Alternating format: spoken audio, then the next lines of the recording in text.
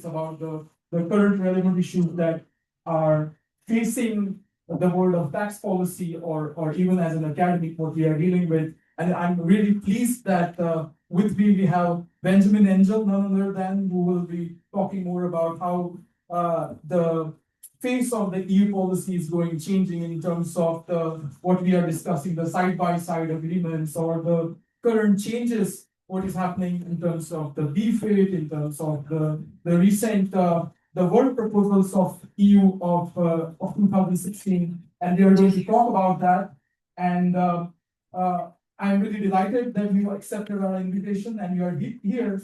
So then the discussions will be all informal discussions. We will have 2 to 3 rounds of discussion, and then I will later on take some questions from the audience, online audience, in-person audience. And feel free to ask questions. There is no stupid questions. And we will make sure that we try to get answers from Benjamin to all those questions. So I will try to not make stupid answers. Yeah. So before I just start with, and before I set the background for discussion, I just want to give 2 minutes to Benjamin and just to talk about your work at EU, and so that we all know that what exactly the work which you have been doing from past many years. Yeah, for many years. Okay, I've been working in the Commission for more than 3 decades. So when I joined, it was EU 12, and the president was Jacques Delors. So as you can see, it has probably changed a bit, quite a lot actually. Most of my career has been on economic and financial issues, and banking, and investment, and economic coordination of policies. But since the last 6 years, I've been part of the intrinsic world of taxation, primarily on direct taxation, but also for a while on indirect taxation. And the EU has an important role in this field, which has been growing over time.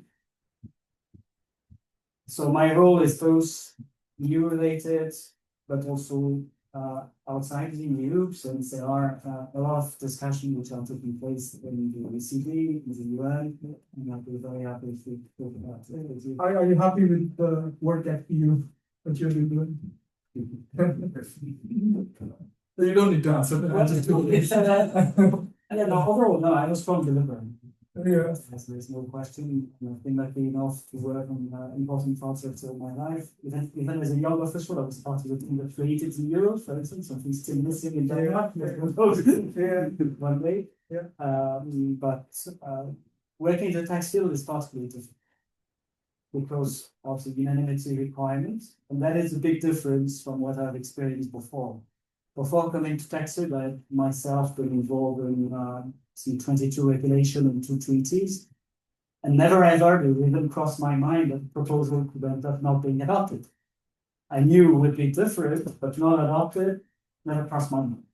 When you're working in the tax field, it's like tossing a coin, you know? And sometimes it's like tossing a coin and hoping that it will fall on the edge. But nevertheless, it doesn't mean that nothing is possible, despite the unanimity requirement in the direct tax field. Now we have, I think, 16 or 17 directed in the regulation. So it's growing all the time, slowly, painfully sometimes, but steadily. See, it's possible to turn up the volume of the piece. Oh, nice. Maybe get the mic a bit closer. Oh, the mic is a bit closer. Yes, that's it. Better? Yeah, I think it's better. Yeah. Yeah, sorry. Yes, always some technical issues. Why this discussion is also important, and especially in CBS or in Denmark, where we are sitting. I think most of you who may be observing politics, Denmark has the EU presidency now. So all the Danish discussions are also important for the world of tax policy, and that's why it's great that we have Benjamin to talk in here in Copenhagen, where Denmark is already hosting such an important seat at the EU level. Just to start with, when I used to work, one of my ex-boss always used to quote Churchill. He used to say, "Never waste a crisis." Yeah, that was his always a go-to quote. Why I say it also reminds me now, never waste a crisis, is because I see that the world is now in state of flux. What we have now, we never imagined few months back or years back that we will have something called as a side-by-side agreements, but now we have this reality of side-by-side agreements. We had a different proposals. EU Commission had BFIT and Debra, and some recent amendments, some recent updates have came from the EU Commission that some of the proposals have been dropped, whereas some of the proposals have been advancing at a pace faster than ever.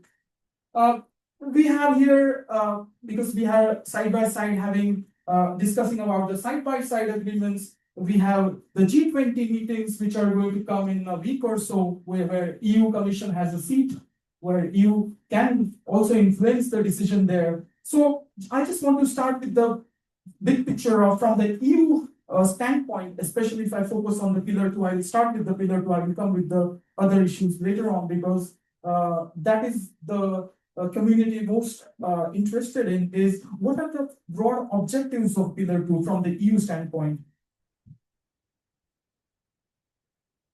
It has changed over time. Is it better microphone? Yeah. Initially, the Europeans were more after pillar 1 than pillar 2. We wanted a solution for the taxation of the digital sector. And it is the United States that pushed very much for pillar 2, because the United States were the only jurisdiction in the world to have a system of global minimum taxation in place. And from an investment point of view, we do not want to be the only one taxing globally their M&Es. So they had some interest to level the playing field and to make progress in this direction. And pillar 2 was particularly difficult for the EU. First, to agree on, because it's just happened that the perception that there is on the other side of the Atlantic that the European Union is an high tax area is true in average, because of the economic weight of the large member states which are high tax country. But in reality, the EU is relatively diverse in its level of taxation. And before pillar 2, we had 1/3 of our member states, whereas the effective level of taxation was below 15%. So imagine how easy it is to get unanimity when 1/3 of the government have to try to convince domestically their parliament, their voters, their business community, that it's actually a good idea to increase the minimum tax rate. So very, very challenging. Then the discussion progressed quickly. And initially, a number of member states were hoping to get a lot of income from pillar 2. But in the process of the discussion, I came to the conclusion personally, actually, that we needed to introduce a right for the country concerned to tax first. And I asked my team to put it in the draft of the directive and to push it into ETB. And that has led to the QDMTT. I mentioned the QDMTT because since the introduction of the QDMTT, pillar 2 is, for us, usually not about the money.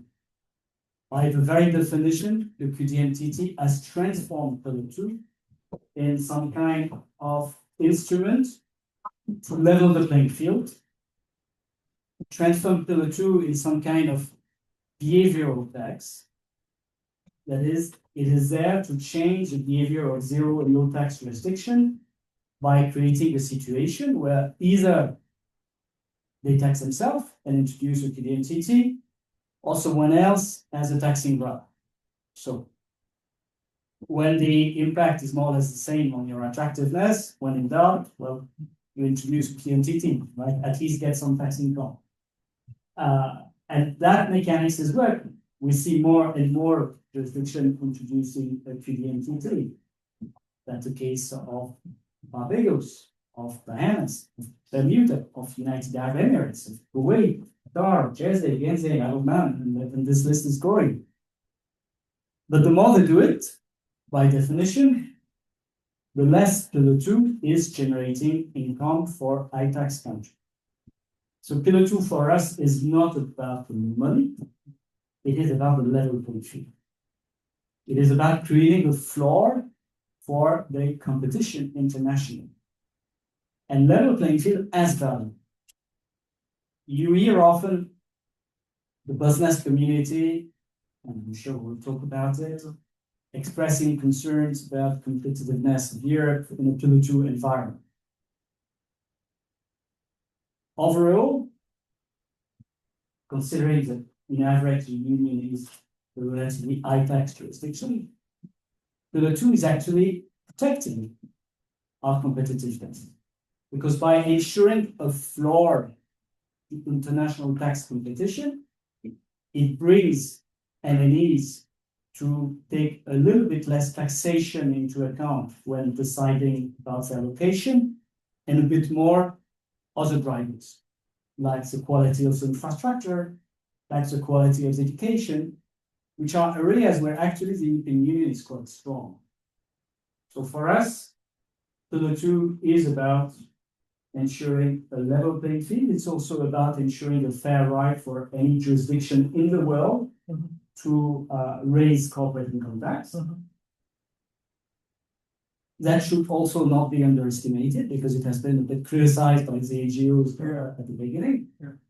But let me give you an example. If you're the finance minister of a small Caribbean island in the pre-Pillar 2 world, and the neighboring island was moving to a zero tax jurisdiction, you were under a hell of pressure to move to zero tax yourself.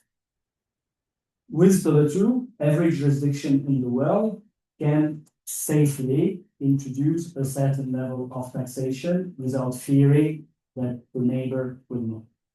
So as such, also from a domestic resource mobilization, which remains one of the important policy objectives of the international community, Pillar 2 is also delivering a positive benefit. I think just to touch on one of the question on compliance, which you mentioned, and one of the concerns when we hear from the business community as such, that the cost of compliance, and I think we discussed that there is already many studies are going on. One of the studies which was out there, it discussed about the 1.7 billion one-time cost and 547 million in terms of some recurring cost. So how do you think in terms of the compliance? Is it because one thing is we want businesses to comply, but also do business, and also not to make a burden on business to do this compliance in itself. So if you look at this cost, so how do you look at especially the company which are based in EU? Well, Pillar 2 is complex. I think you have to be honest, it's complex, it's heavy, and anyone looking at the rules has to make a significant efforts to understand. In the previous conference, I even said that we might favor profit shifting, but from MNEs to consultant. So you need a lot of consulting to help you. This complexity is almost unavoidable. I see myself the difficulty of establishing rules for the European Union. When we start at the European Union, very often you have a very neat and simple proposal. When you arrive in council, and you have the first member state saying, and what if? And the second saying, and what if? And the third saying, and what if? And after 27, and what if, for which you try to find an answer, then your proposal is not so simple any longer. Now imagine the same discussion, not at 27, but at 145. The OECD Secretariat is full of high-quality people. Each time they get a question, well, they try to work on an answer, and it adds 10 or 15 pages to the administrative guidance. So it is complex. And as all major changes, there is undoubtedly a transition cost. So you mentioned the study which has been done by DG with the Tax Foundation. It's an interesting study. So we have limited studies so far in this area. We're not challenging the figures.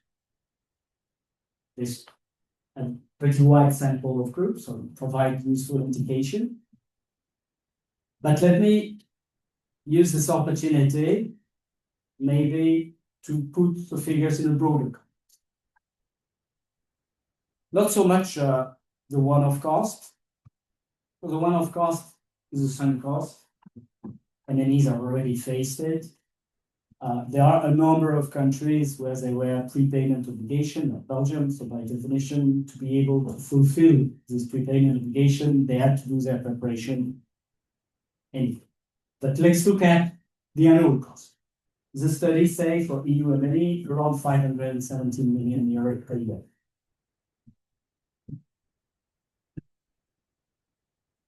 When you look at their figures and the companies in scope, actually in the EU, in their sample, they have based their calculation on 2,195 groups. The turnover of those 2,195 groups is 12.3 trillion euros. So the 516 million euro a year represent actually 0.004% of their turnover. And the average cost per company, which are all companies having a turnover above 750 million euros, because that is the threshold for being in scope of Pillar 2, is 255,000 euros. So basically, more or less the cost of one employee. How does it compare? Well, I looked into the figures of the tax innovation for the US system.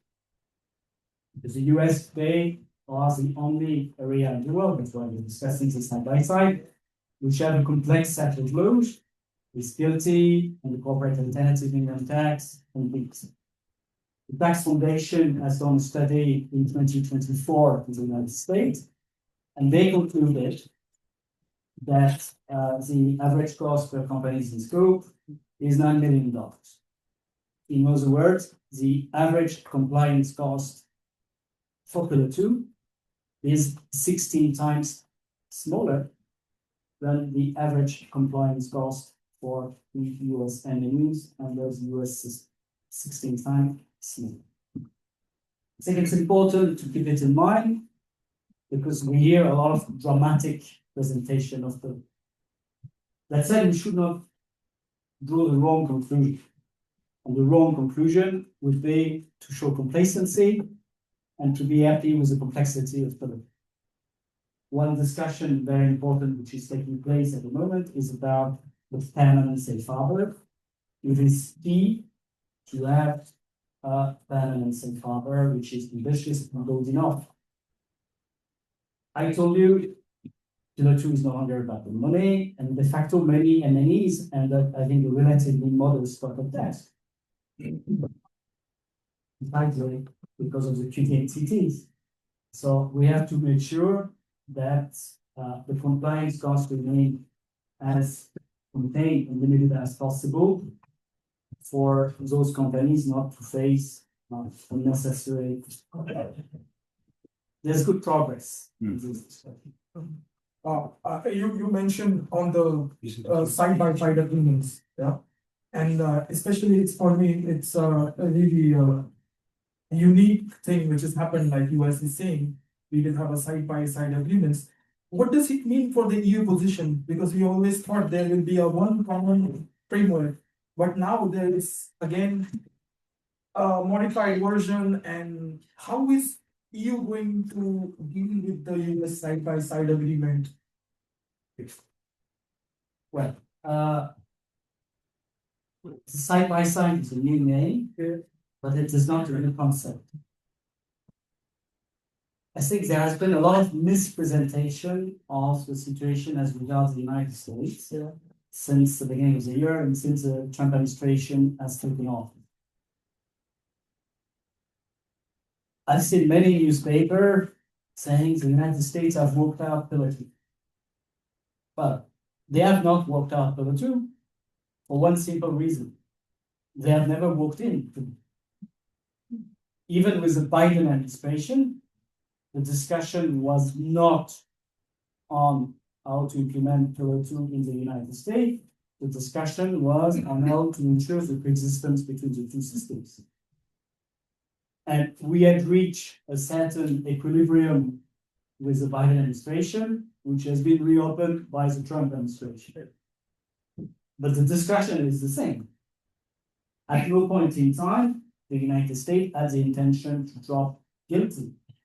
At no point in time, had the intention to drop corporate alternative minimum tax, which actually was even introduced by the US administration at the moment where we were very advanced in the discussion of Pillar 2. That's been introduced in the Build Back Better bill of Biden.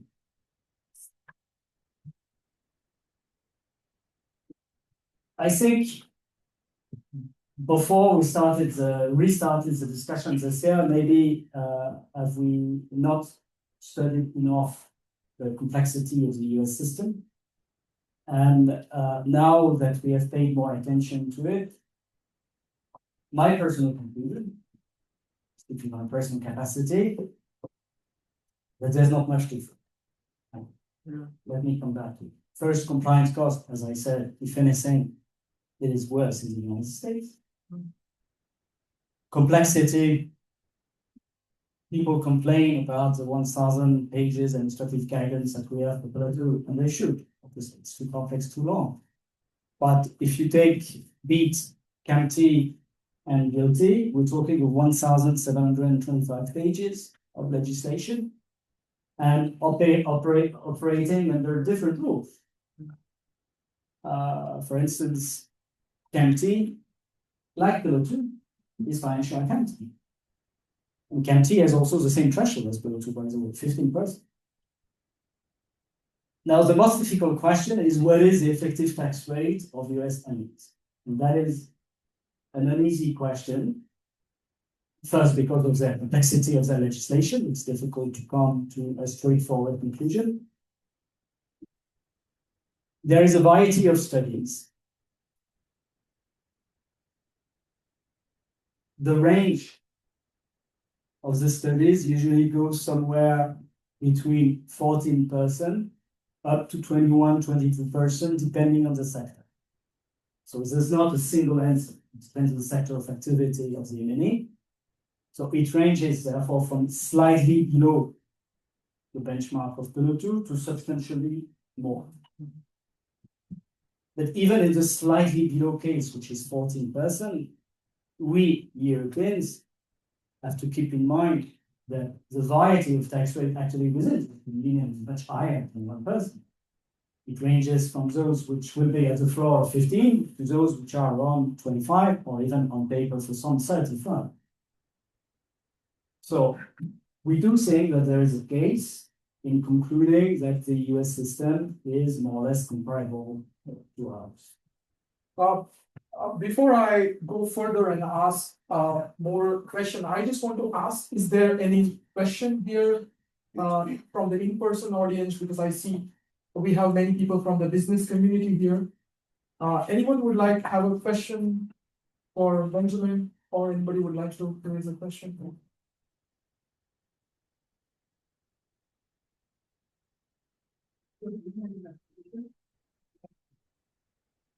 My name is my name is Jan Post, and I'm the head of global tax policy for MERS.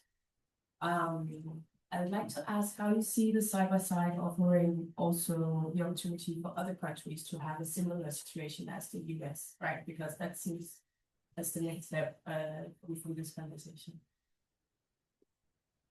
Yeah, that's a key question, and that is a discussion which is ongoing. So there is no clear answer at this stage. As Europeans, it is clear that we would prefer to have a door which is not wide open.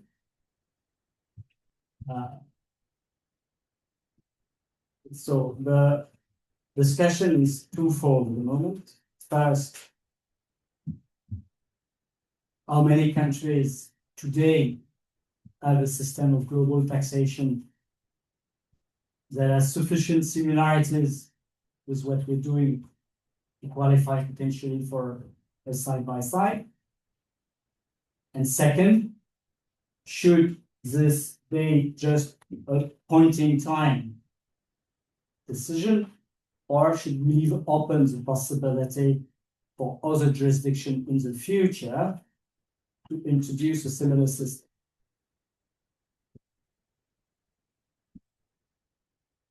Among the countries making requests for more favorable treatment today, you have countries like India, for instance.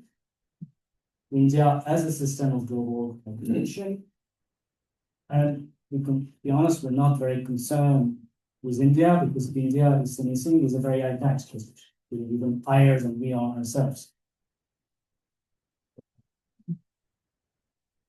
Yeah, I have now two citizenships, so I could always say India and Europe both. Voilà. C'est how if you pay double taxes. Then you have a more difficult case, much more difficult, which is China. China today does not have something that we can call a global system of taxation. So the question for the inclusive framework member is, will we leave open the possibility for China, should they wish to introduce it in the future or not? I don't know what the outcome of this discussion will be. I can have my own personal view, but in fact, 2/3 of the planet is discussing it at the moment, so it's a bit difficult to anticipate what the outcome of this discussion will be. But I think a key driver for us has to be preserving the level playing field. Yeah. So my own personal view is that we should not make it possible for each country to introduce a completely different set of rules, because otherwise MNEs such as yours would end up again with a very complex and diverse scenario, which Pillar 2 was supposed to address. I think that also brings me to the question of how do we balance between so that EU multinationals are not put at a competitive disadvantage when they are dealing with the other countries, so that we have the balancing, the rules are much more balanced here and not so that we are not at disadvantaged position, and which is also the agenda of the current Danish president, is having a competitive advantage.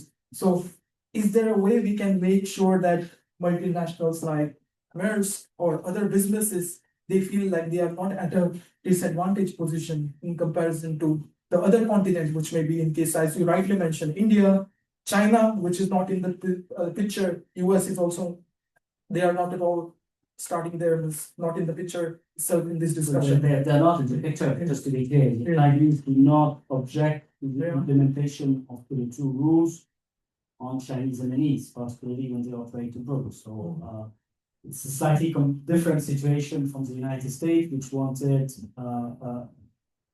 to have their MNEs entirely out because they are subject to their own rules. Now, the question of competitiveness is obviously a key question, a major priority not only for the Danish presidency, but also for Commissioner von der Leyen. I think competitiveness is a multi-dimensional concept. And too often, tax people, because they are tax people, tend to focus on taxation only. And I think this is an excessive short. Actually, for any government, you have to find a difficult balance. On the one hand, obviously, you don't want too high tax that can be deterrent. On the other hand, you need to secure sufficient tax income to have good infrastructure, to have good education, to have good energy supply, to have well-functioning courts so as to have rule of law, and all this has a cost for which you need tax resources. low tax with bad infrastructure, messy energy supply, not well-trained workforce, it doesn't work. It doesn't. If you look at the countries of the OECD, which in the last 10 years have attracted the highest volume of FDI, the answer is United States, France, and Germany. None of them are low tax. Yeah. They're all high tax. The lowest tax jurisdiction in the European Union have not attracted substantial volume of FDI because they still have to make effort in developing their infrastructure and other elements. So when you look at competitiveness and attractiveness, tax matters alongside many other elements. And finding the right balance for any government is uneasy, to be honest. Now, if you compare with the United States, I don't think there is much difference in the tax level. Today's tax level in the United States is substantial. There are then differences in the approach related to tax credits. This is also one of the topics under discussion in Pillar 2 at the moment. But this discussion on the use of tax credits somehow is less a discussion on how it should be treated in Pillar 2 versus how it is treated in GILTI, but more a discussion also on what governments want to do with tax credits. Here we have a variety of models in the European Union. We have usually the high tax country, which have a pretty complex system of taxation, but also plenty of tax credit in tax niche, in reduced rate, and stuff like this. But we have also a few member states which make very, very low use of tax credit because they try to have a simple tax code and a lower rate.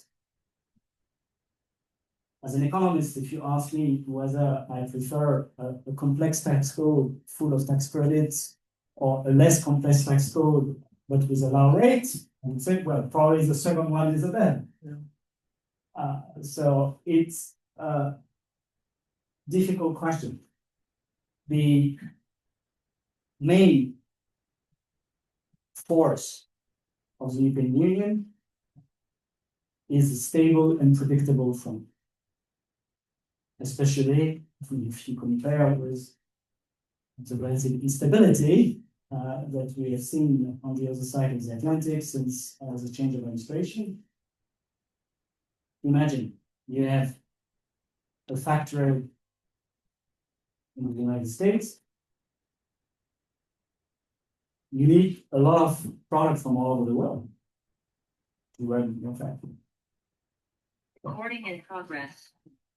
You may like the tax credit policy, but the unpredictability of the customs with all kinds of other obstacles. So again, this question of competitiveness is a very complex question. We have to make efforts to simplify our legislation in all fronts. We're working on taxation at the moment. We try to work in all areas.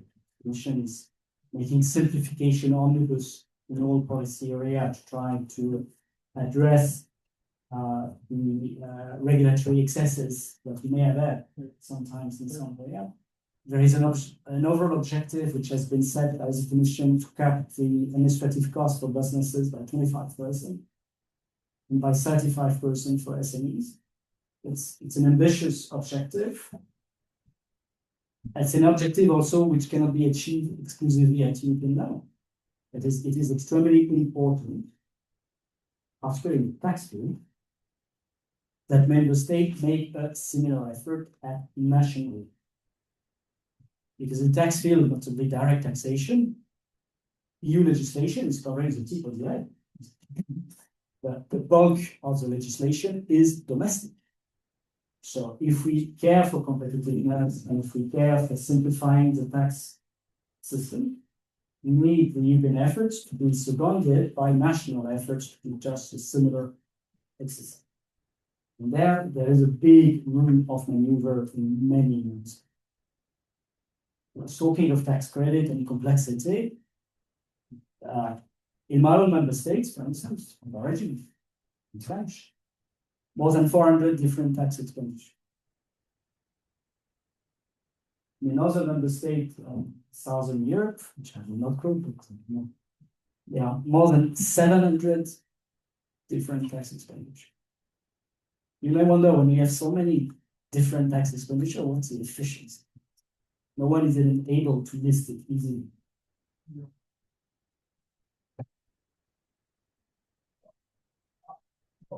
Coming back to the 27 member states, yeah, how there is now we're talking about the implementation in the EU.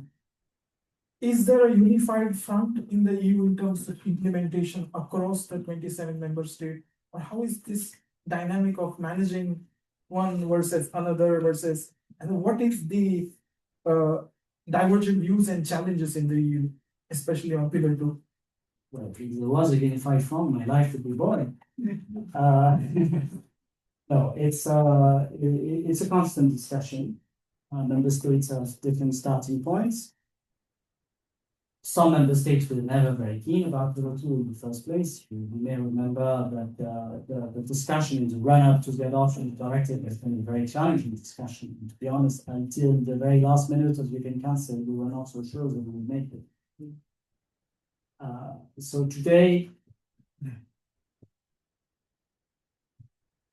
the vast majority of member states are actively engaged in trying to get an agreement before the end of the year. Yeah. Because the clock is ticking for us. And you think it's possible? Yes, it is possible.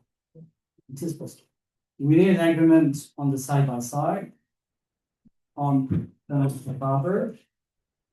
What is being discussed at the moment is also an extension of the CBCR for 1 year.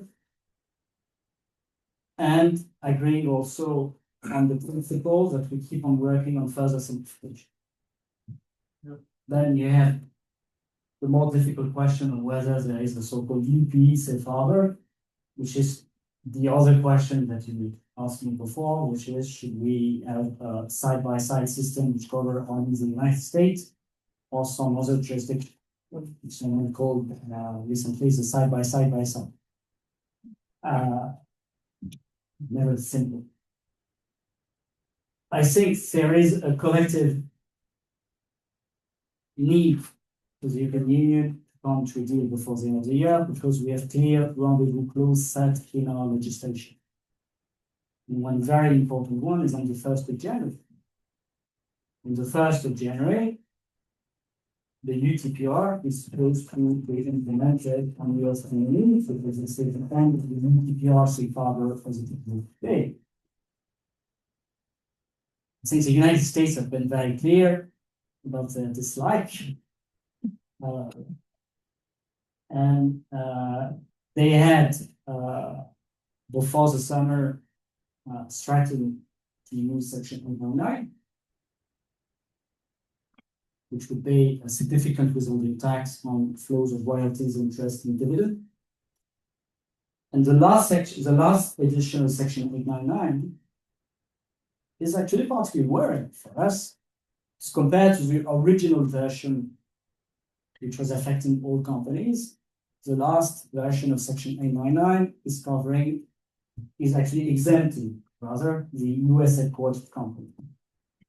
So if you put a significant withholding tax on flows of royalty, interest, and dividends that do not apply to US headquartered companies, therefore, you create an incentive to move headquarters to the United States. Mm-hmm. And you create significant disruption in the intra-group flows as they exist, because most multinationals operate on both sides of the Atlantic. Very often there's some activity in the US, some activity in the EU, and constant flow in both directions. So it would create big trade tension, big disruption on our enemies.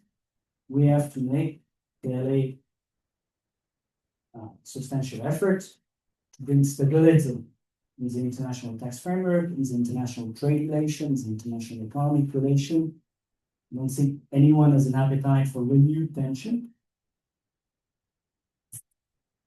And for this, it is important that we get a deal, but a deal that does not cover only the US dimension, a deal that also delivers the simplification that we need at the same time.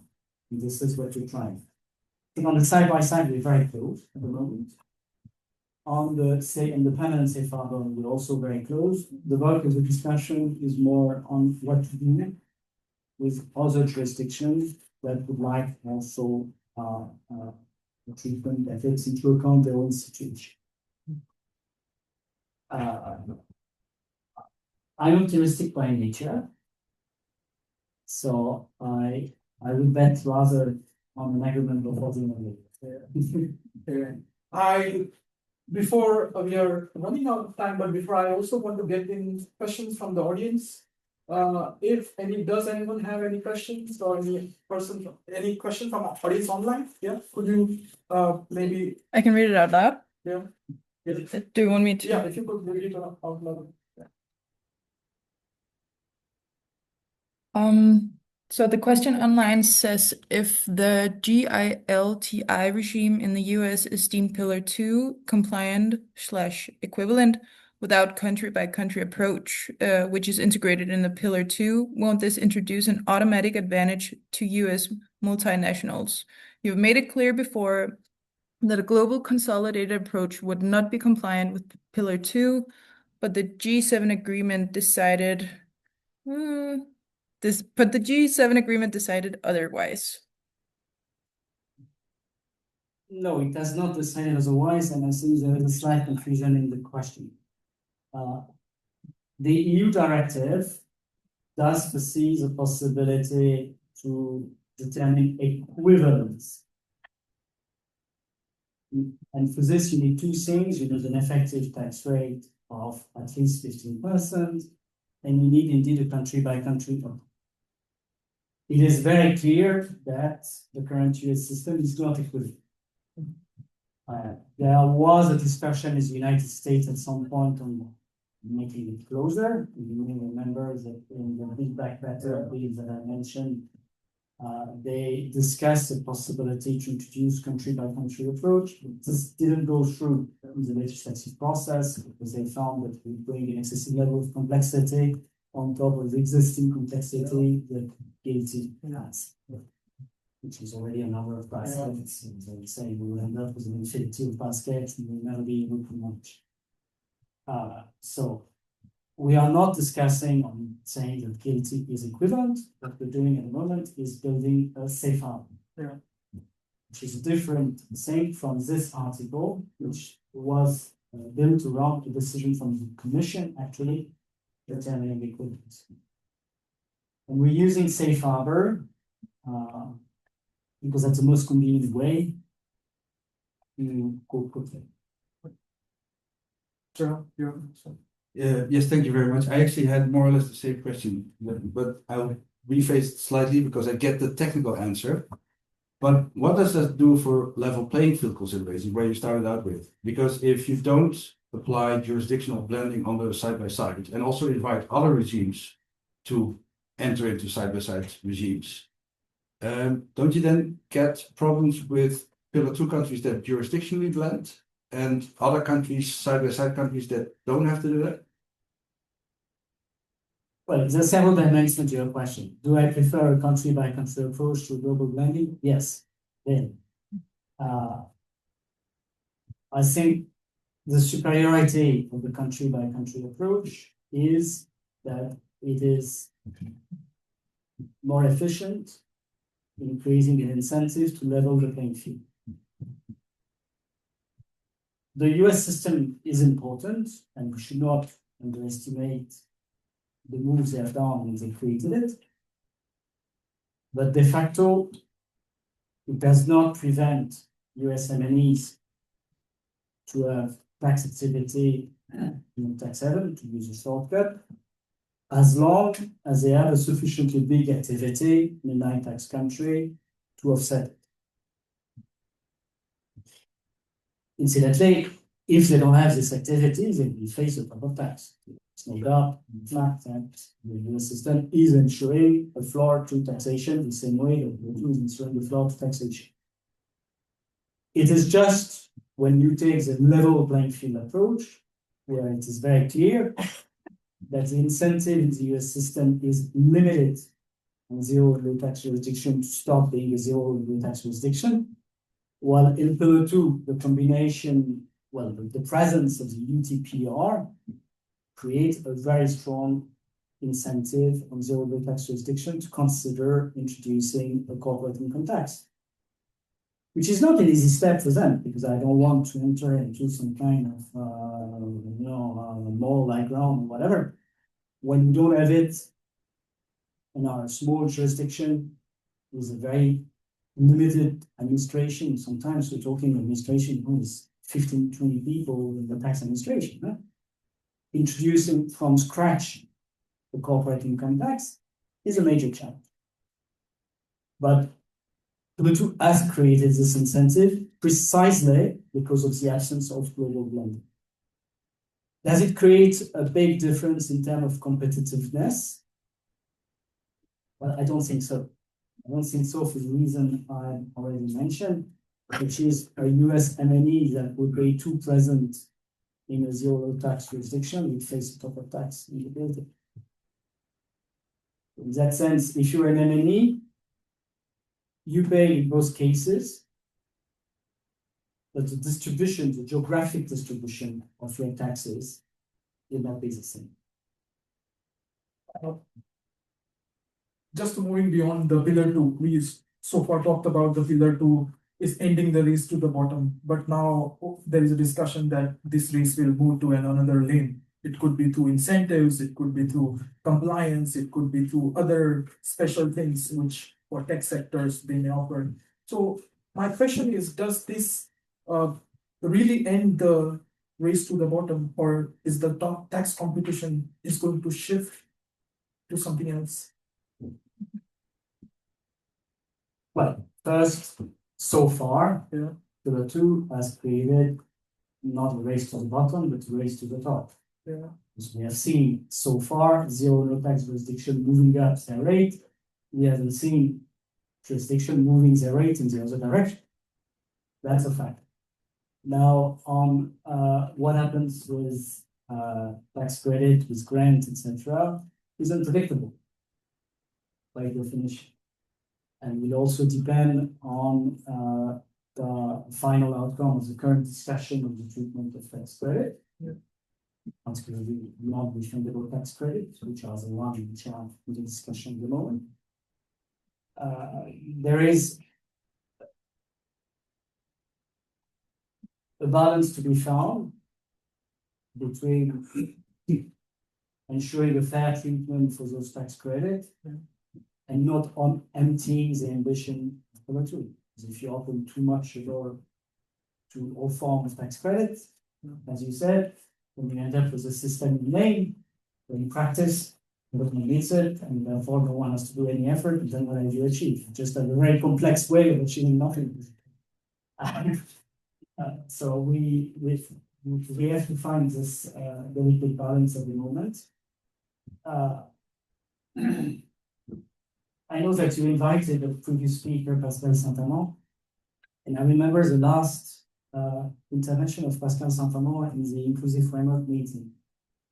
And he said in his last speech, you, countries of the Inclusive Framework, are comparable to people having a gamble addiction, and tell the casino at the entrance, please do not let me in.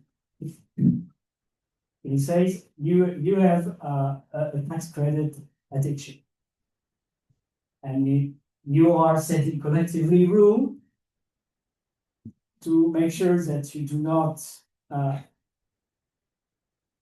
fall back into your addiction again. And I like the metaphor, and I think it's important to keep it in mind. Any questions from the audience? Yeah. Maybe it's not possible.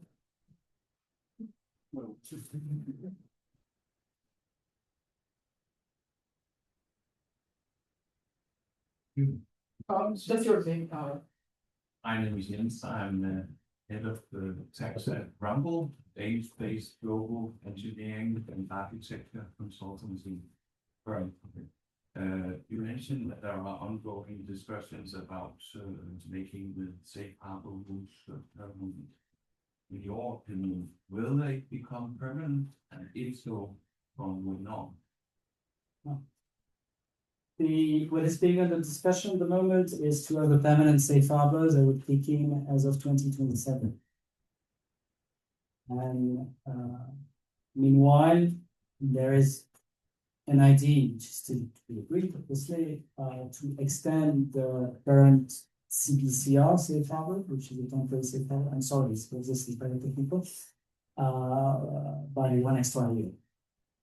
So we have to see whether the inclusive framework will agree with this package, but this is what there is on the table now. And it should provide a substantial simplification in the permanent one, but it's not the end of the game.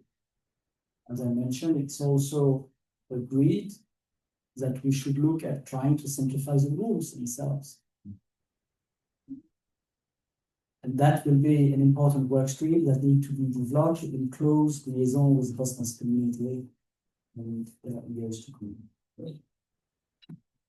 I'm sure there will be issues that are not even on screen. By definition, Pillar 2 is a major change. And like any major change that you introduce in any system, you have problems that you discover down the road.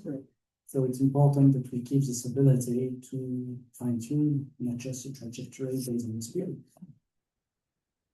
your online question? Yes, we have two very similar online questions, so I'm gonna ask them both at once. The first one is, was the EU too defensive with regard to Section 899 because no one in the US was actually interested in implementing such a rule? And then a follow-up is, do you think Section 899 can still come into question in the future in the US? Well, I certainly do not speak for the Trump administration, so I hardly see how I answer the second question. On the first question, I know that the scholars have divergent views on whether we should have a reconciliation deals or not, etc. So I will make a simple and honest answer. I prefer not to try. Whether it's easy or not easy, because if anything, we have seen that this administration has actually managed to discipline the Congress more than the previous administration and has a good ability to have legislation being passed. This legislation would not be good for anyone. Some might say it's not good for the United States, but it's certainly not good at all for us. So, no, it's just like wondering whether there is a life after death or not. I can't wait. I don't want to check. Just to quickly, because we are near the end, I also want to again go back to the question of competitiveness of EU multinationals, especially the tech and AI sector, where now there's the agenda that Europe should, in tech sector, not be reliant on US companies. Many of those are US based. And when you see the comparison with EU, is like we have over-regulation, we have even have some examples of some countries, some companies, whether it's electric car manufacturers shifting from EU country to going to US, relocating. So in terms of all this complexity, how we make sure that EU remains an attractive position for EU multinationals so that we don't burden themselves with all the complexity and other continents or countries don't attract them. Well, we are reviewing, as I said, legislation in all fields, including the digital sector. So the Commission will come up with new proposals in the months to come, with a view to trying to strike better balance between having a regulatory framework to only, we don't want people to be able to do online things which we don't like them to do in real life. It's important to protect also sufficiently the citizens and the customers, and also against possible aggressive use of AI. We'll see opening also these community possibilities, while not injuring indeed the capacity of our businesses to grow. We are working also on some areas like startup and scale up. I think in Europe we have particularly a problem of scaling. Startup situation is viable depending on the member states. Some member states are a bit struggling, but we have many member states actually with quite a vibrant ecosystem of startup. But our big difficulty is to bring the startup from the 100 million turnover to a unicorn number. You know, it's not easy to finance growth for a company in Europe. And you have many reasons behind it. You have reason coming from differences in the culture. Clearly, compared to the United States in particular, the culture of venture capital in business angel is not as developed as it is in Europe. We have reason stemming from also sometimes difference in risk aversion. In Europe, if you're a company failing, even famously, in the United States it's much easier to fail on it. But more important, we have reasons stemming from the lack of integration of our financial markets. Despite years and years and years of efforts, we have not managed to make the capital markets union a reality. Now we're working on savings investment union. But that is a key element if we want to have players that can finance big tickets. Because in Europe, you can find investors if you make 1 million, 5 million, 10 million, but you will have very few players which are willing to inject 300, 400, 500 million in a company. And at this point in time, many of our companies cross the Atlantic. So integrating our market is also a key driver if we want to boost competitiveness in the world companies. And there we still have very significant homework to do. We have not That is what something US has, which we don't have. We are coming to the last 10 minutes of our discussion, but to ask you a question on the timeline, when do you see that we will have a consensus on the pillar 2 and the side by side, and everything will be there in place in EU, at least I would say? To broke my crystal ball, but the intention is to have a deal in the 3 weeks to come. So you think there will be a deal in the 3 weeks? I think it's a central scenario. There is no certainty, obviously, because this discussion is ongoing, but I think there is a genuine effort of all participants at the table to get there. This deal will not bring you all the fine prints. Like all deals, you will have a statement, you will have one annex, first and father, but clearly some more technical work will be needed and so on, and we can all imagine a scenario for which complex answer will need to be designed. Take the side by side, for instance. What if you have a joint venture, 50% European, 50% American? All those solutions will need to be designed, but what matters the most for the time being is to find a political agreement in which we can work on, and this political agreement will bring something extremely precious, which is peace and stability in the international tax and trade relations, which we all need. And just to connect this with the 2026 work program of the EU Commission, how does it, especially many of the initiatives that are coming out? Yeah, we don't plan to reopen the directive because we're opening via safe harbors. But we have a big simplification agenda, as we mentioned. So we plan to table in June a simplification package. We are at the moment revisiting all the existing new legislation is a direct tax field, with exception of Pillar 2, which is discussed so far. The idea is to look for all duplication. The idea is to look for all unclarity, for unnecessary reporting, for elements that in a Pillar 2 context are not really warranted, and see how we can work with it. And it's complex because sometimes the duplication or the unnecessary element on the tax field. Sometimes you have tax legislation which may overlap with some AML legislation, for instance. You made a book on beneficial ownership. That's a good example because beneficial ownership is an AML concept which is used also in the tax field, but with different definition, different approaches. Takes the CBCR, for instance, country by country report. Today, we have de facto 3 CBCR. We have the CBCR in the tax legislation, the one that comes from the OECD, and the one that is in the Directive for Administrative Cooperation. We have the public CBCR, which comes from company law, which is different. And de facto, there is another CBCR in Turkey. So, most businesses we talk to, which are the room with the previous made, we are not against reporting. But could you at least make sure that we have to report 3 or 4 times? That you report only once, then you get the data and you share it with whoever needs to play with this data.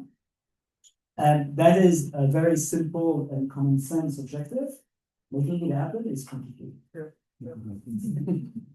We are at the end of our discussion, and I just, before I make the final remarks, I just wanted to ask, is there any question from the audience or anybody has any curious thoughts or something from the business community people want to ask?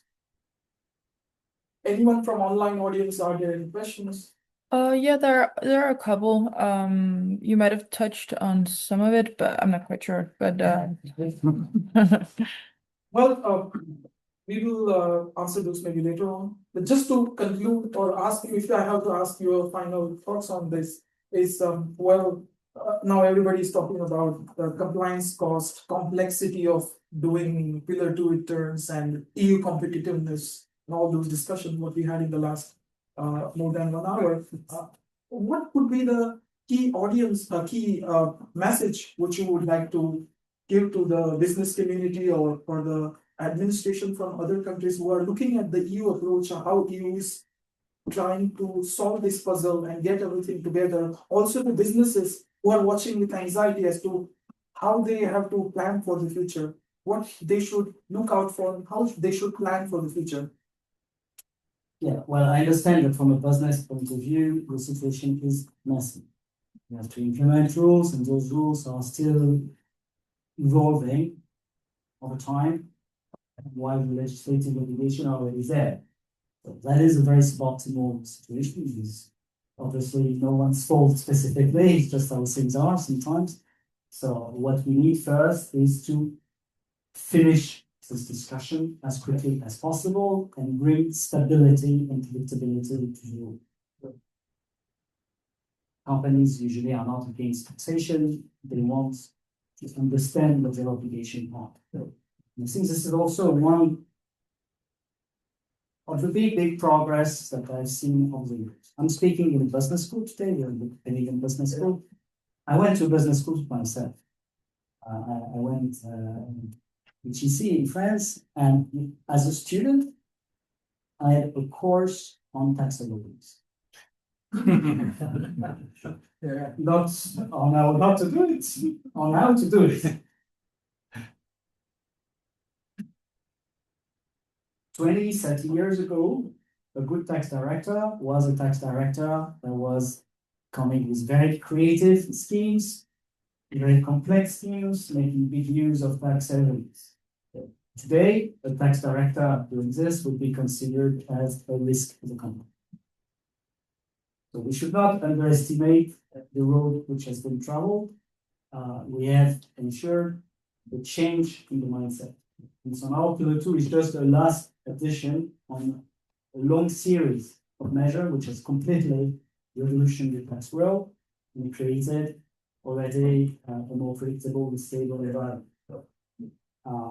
But we need to find a suitable international agreement that now get what we wanted from the very first day, which is stability. So we have come to the conclusion, and stability is the word. Previously it was decluttering, now it's stability. Yeah. Simplification is also Previously I talked with the head of Maersk and she said decluttering is a buzzword, now is the buzzword. Brussels would prefer simplification. Simplification, all right. Because decluttering is clear for English speaker. Sometimes the translation gets weird, for simplification and everyone gets it. All right. So first of all, I want to thank you so much, Benjamin, for coming to Copenhagen and especially to CBS that you came here and gave us your thoughts on where the EU tax policy is heading, and we much appreciate it. Let's give a round of applause to. And before I go further, I just want to give before I hand over to Peter Schmidt, I also want to thank all the people who were part of this. Louise, could you stand up? Lena, who were both our student assistant, Iran, and all the team of the tax group, Louise, Jerome, Yene, Maria, and Peter Korvash. Give them a round of applause. We will also, the future will be, we will also be doing more future. So next time we will have Deputy Head of International Monetary Fund and also the Chair of the ICC Tax Commission. We will have the Head of Tax of NVIDIA, because we are talking about tax, we should not leave out the tax people from NVIDIA. So we will have all those people out here, and we will be glad if you have any suggestions for any topics related to the future, anything which is impacting the business, impacting the academics who always sometimes are too much theoretical, which affects the society as a general. We will be glad to bring those speakers here and to discuss those topics and brainstorm as to how we can change the futures of tax. With this, I want to thank also Benjamin Angel for coming, and I give the floor to Peter Schmidt. Thank you very much, Sid, and thank you very much, Benjamin. This is a small present Danish chocolates. Enjoy it. Thank you for a very interesting discussion. We are very close to having a break, but before we are having our break, we are pleased to have with us our president here at Copenhagen Business School, Peter Schmidt, who will say a few words. Peter. Merci.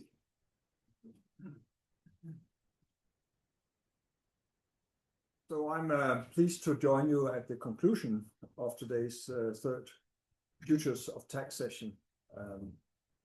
Thank you for being here and for sharing your insights on where EU tax policy is heading. It's not often that we have such senior commission officials speaking on those issues so directly as you have. I hope that you have also found the conversation worthwhile.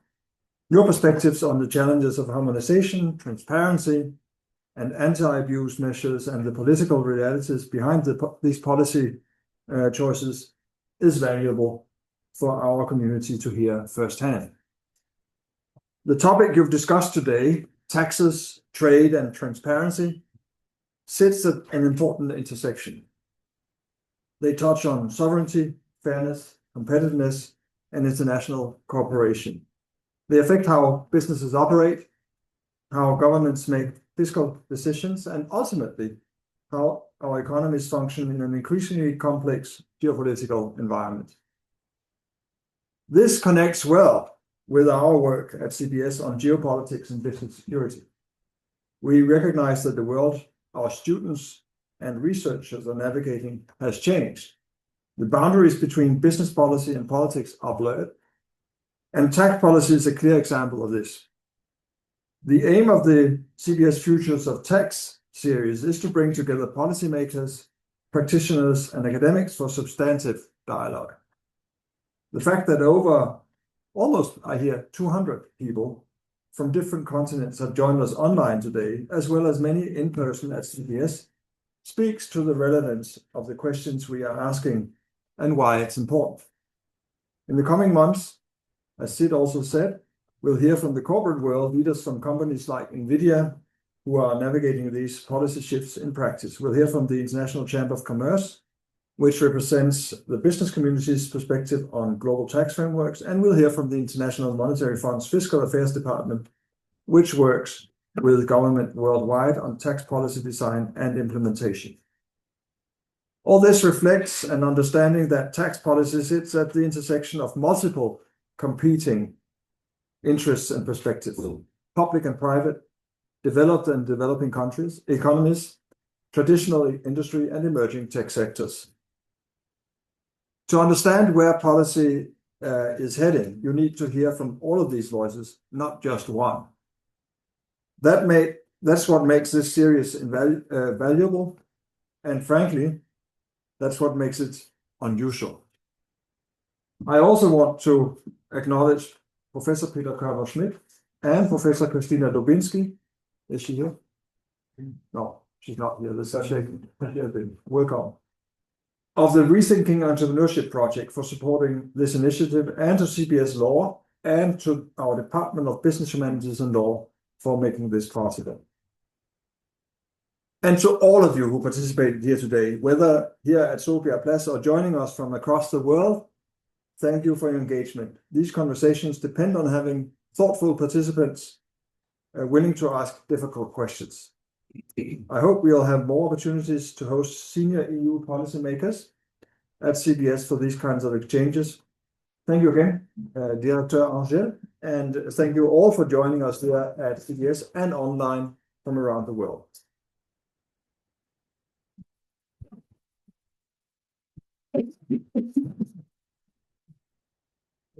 Thank you very much, Peter. And now you've all earned a 20-minute break. Enjoy. We have coffee outside and you can go outside.